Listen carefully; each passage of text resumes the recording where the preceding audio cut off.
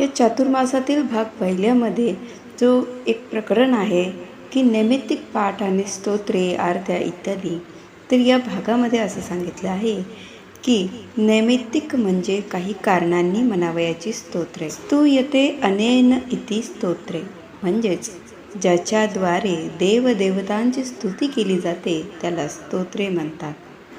तर ही नैमित्तिक स्तोत्रे म्हणजे काय आणि कशी असतात आणि कशा पद्धतीने केले जातात हे आज आपण पाहणार आहोत.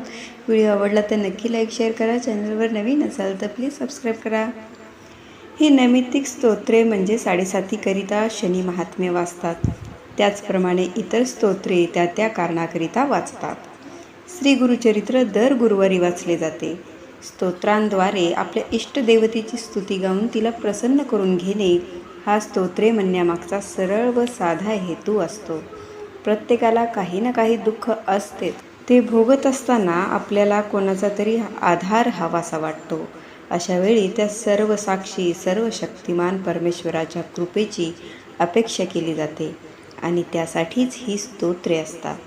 ही सर्व स्तोत्रे ज्यांनी केली त्यांनी स्वतःच्या अडचणीतून मार्ग काढण्यासाठी काही कारणांनी केली. अशीच आपली सर्व स्तोत्रे ही आपोआपच कारणांनी तयार झालेली आहेत. स्तोत्रातले शब्द हे बाकी सर्व शब्दांप्रमाणेच साधे शब्द असतात, परंतु ते श्रद्धेने निर्मळ व शुद्ध मनाने म्हटले असता मानसिक सामर्थ्य वाढते. ही फलश्रुती अनुभवातून आलेली आहे. या स्तोत्रांच्या शब्दांमध्ये सामर्थ्य असते असे जाणकार लोक सांगतात. जरूर हे सामर्थ्य यात आहे.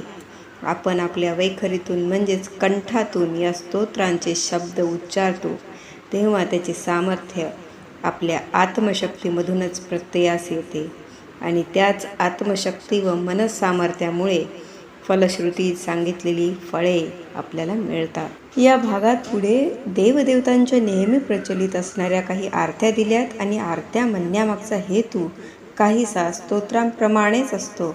आपल्या इष्टदेवतेचे वर्णन स्तुती या आरत्यांमध्ये असते.